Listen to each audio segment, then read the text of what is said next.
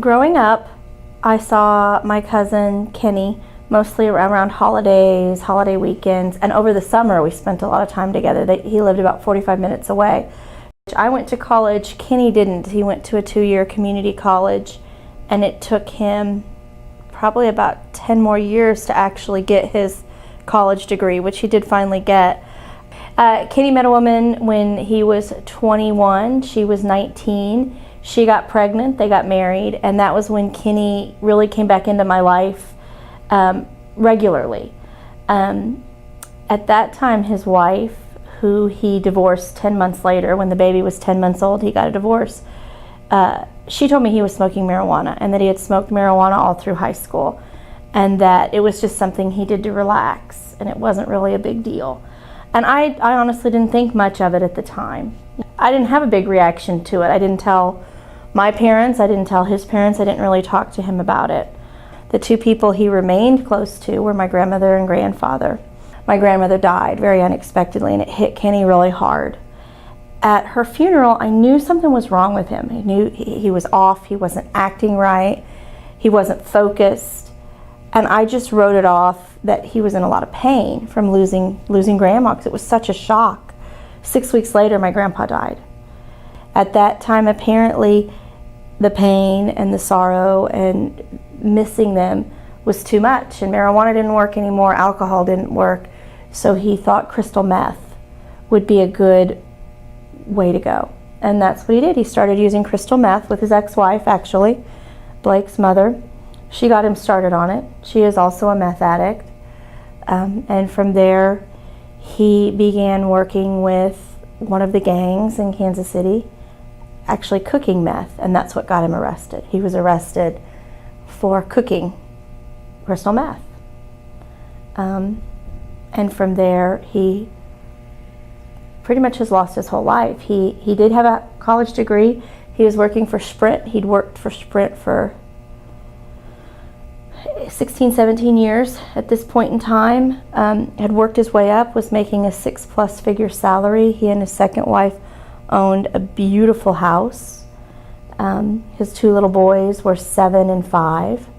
He's lost all of that. He will never have a job beyond what he has right now because he's a convicted felon.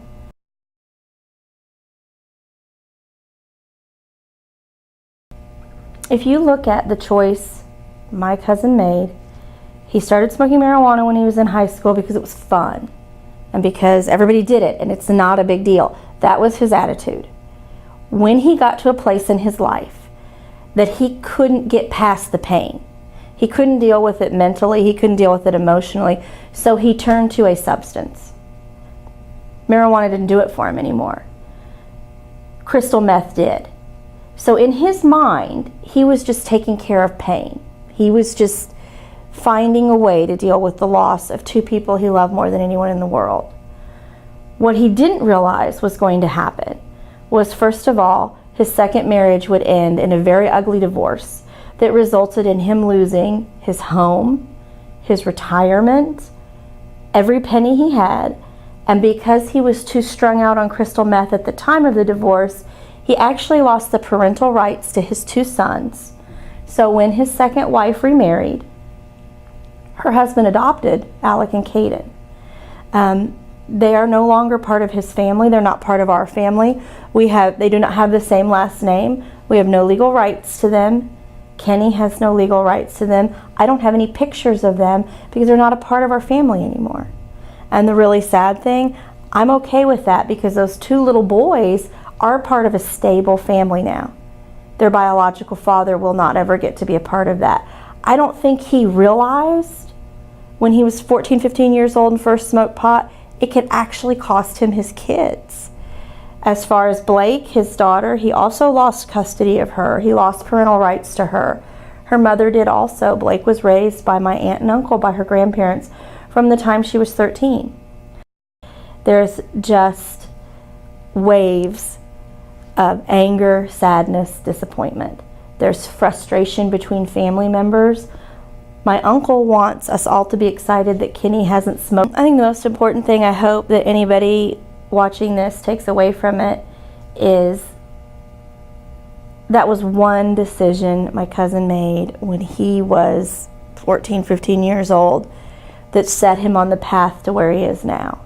And what I find most difficult as a teacher and watching all of you and being around you all is seeing that same mentality. It's just weed, it's a plant, it's legal in Colorado, it's not that big a deal. That mentality is a way to make something you know you shouldn't be doing okay, first of all. But really, for me, the biggest issue is drugs and alcohol are a way to alter your mood, to make you happy when you're not happy, to take away a pain you're feeling because you can't deal with it. If you're 14, 15 years old and you're already smoking marijuana, where are you going to be in 10 years?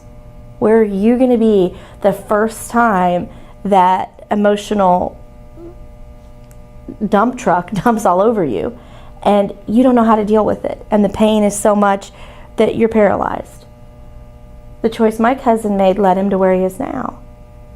I want all of my students and any of the kids I interact with, I hope that they understand it may seem like a one-time decision, not that big a deal, but where it can take you is really scary and really ugly. And think about that. If you're going to go out this weekend and you plan to get high or you plan to drink alcohol, I challenge you to ask yourself why. Why are you doing that? Why do you have to do that? And here's the bigger challenge. Don't do it. If it's not that big a deal and if it's not a problem, don't do it.